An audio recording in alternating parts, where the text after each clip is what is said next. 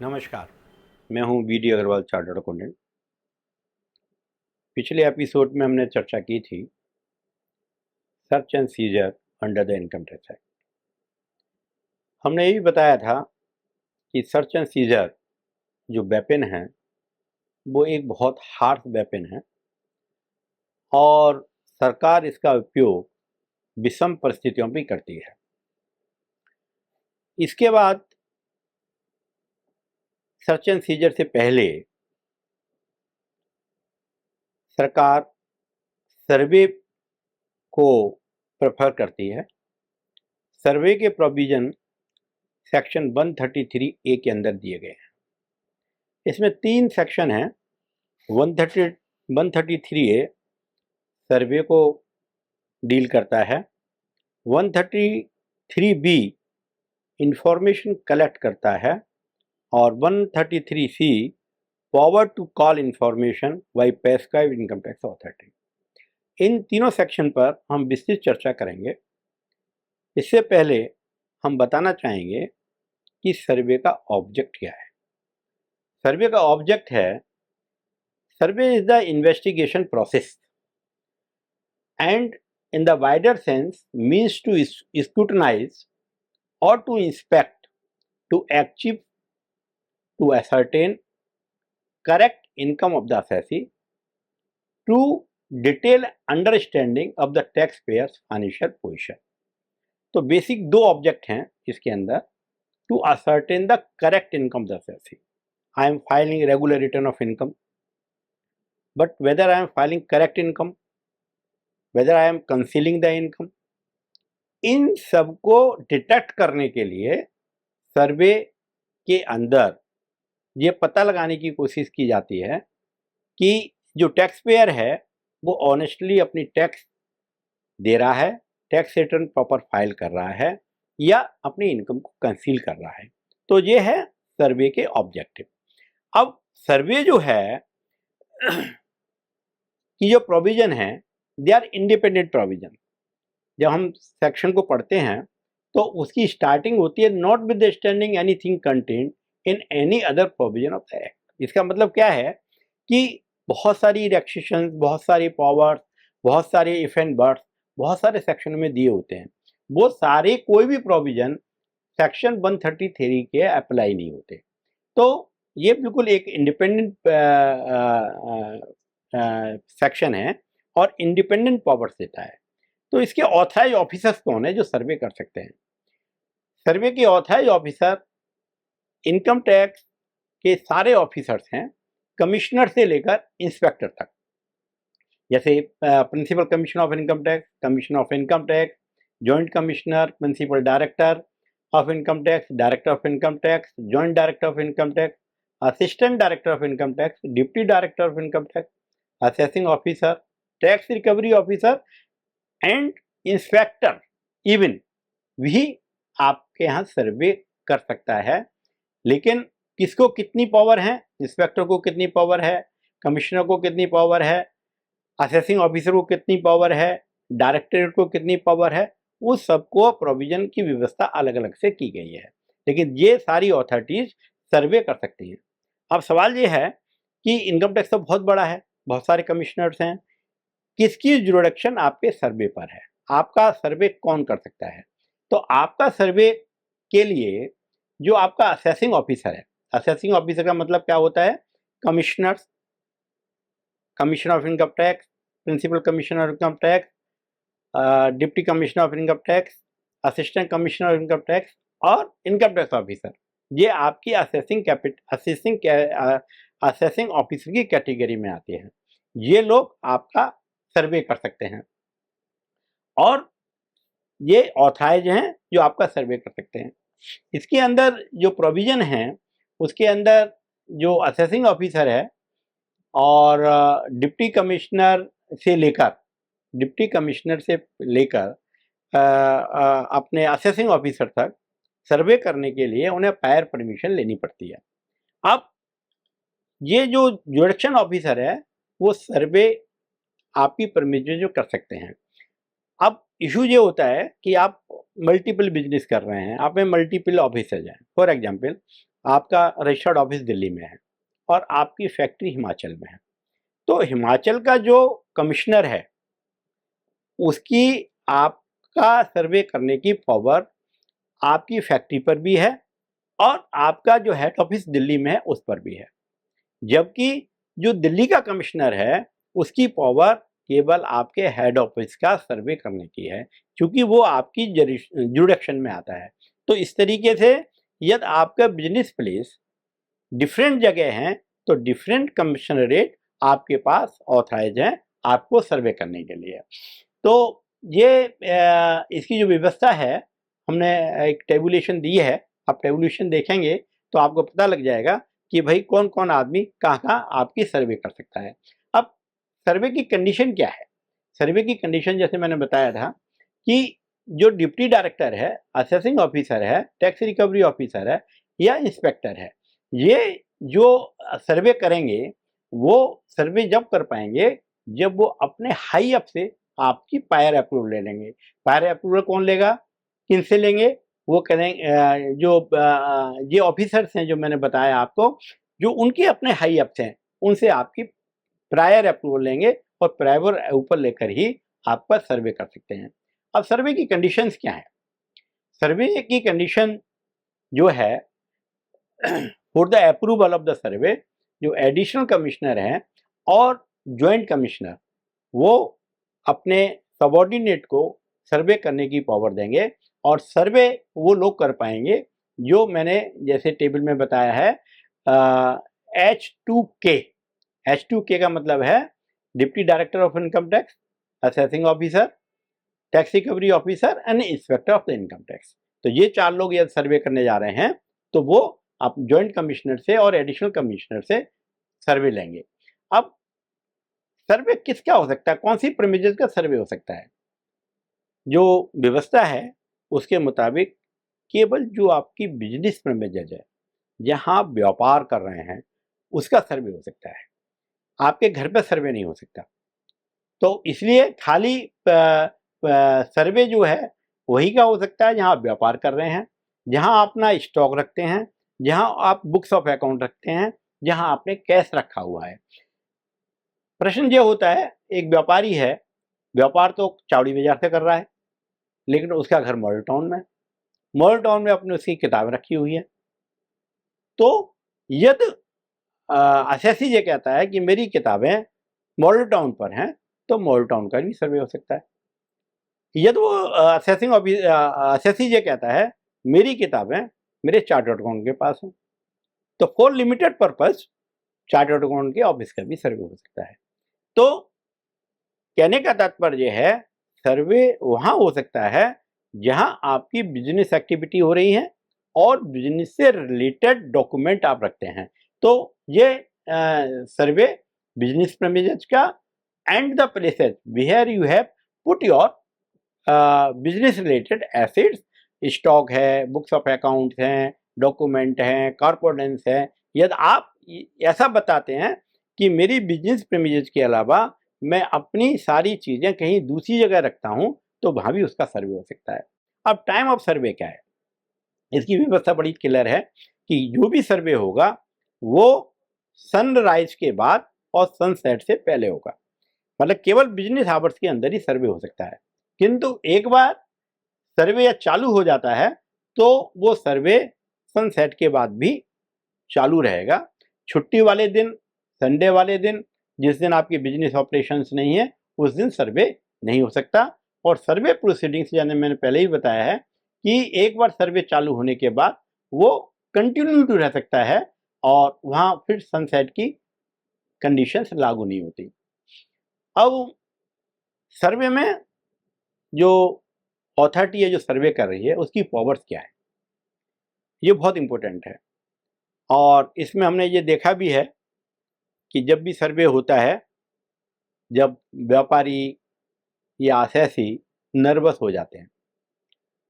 Nervous होने का main कारण है they are not well educated, उनको अपनी पावर्स का पता नहीं है। इसलिए जैसे ही कोई ऑफिसर आता है, असेसी अपनी कुर्सी छोड़कर इनकम टैक्स ऑफिसर को ऑफर करता है, बिठाता है और जो भी वो करता है सब कुछ करता है।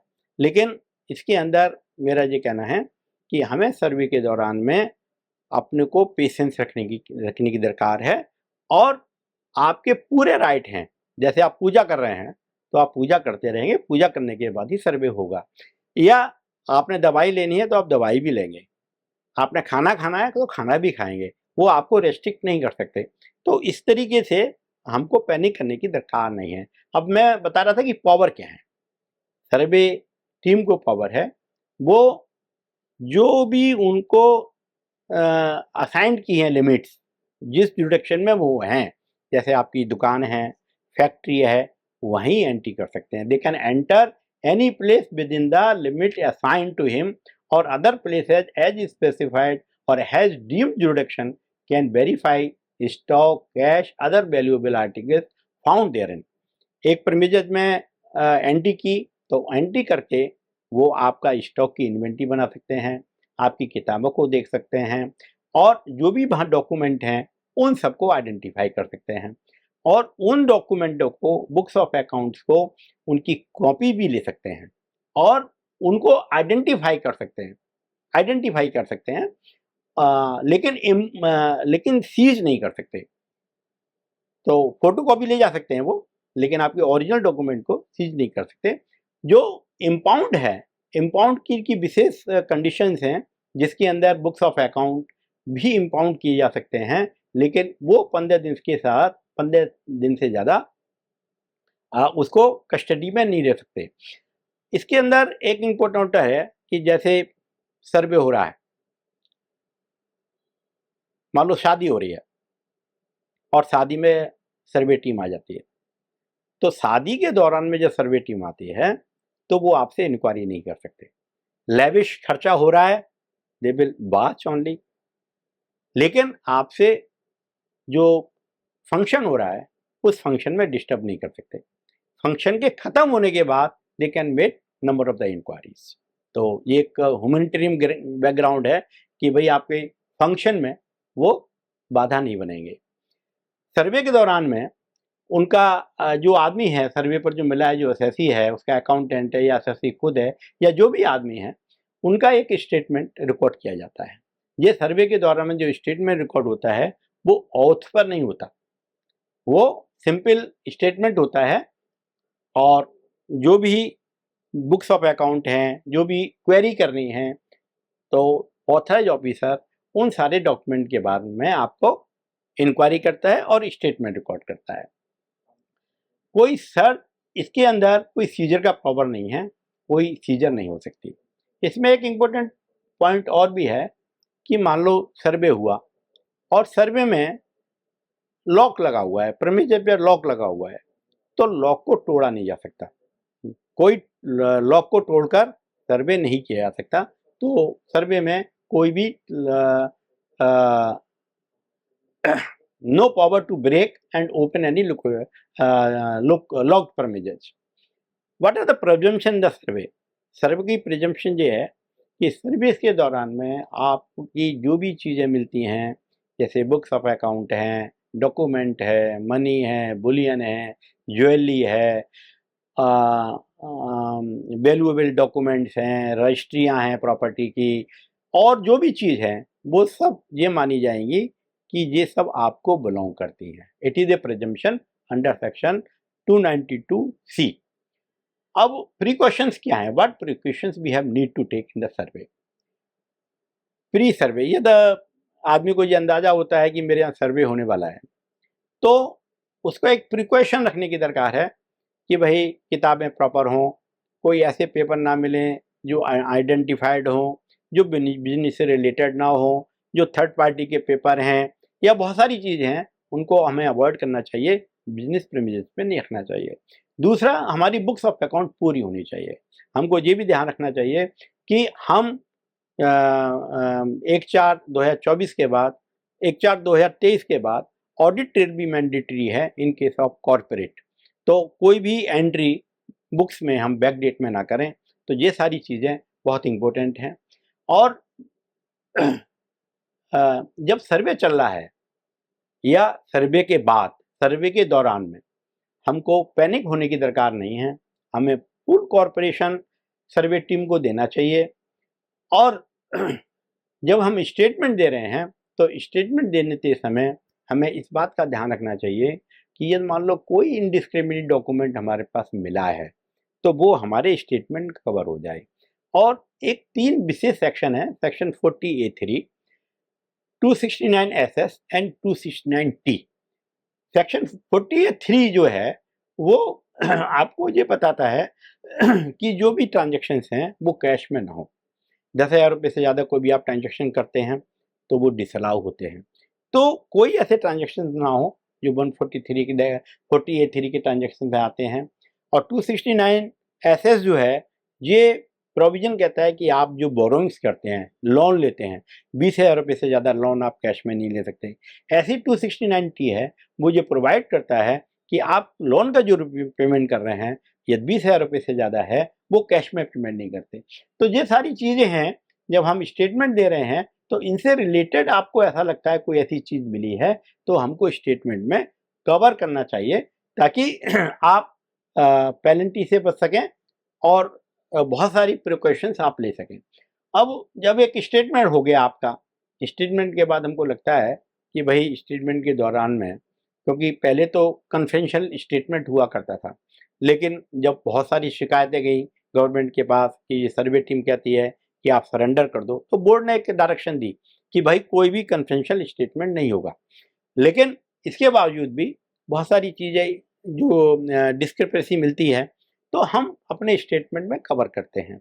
और स्टेटमेंट में जब कवर करते हैं और तो उसमें क्या है कि जो डिस्क्रिपेंसी है during the same financial year है तो वो आप इनकम दिखाकर आप टैक्स दे सकते हैं, तो आप पेनल्टी से बच सकते हैं।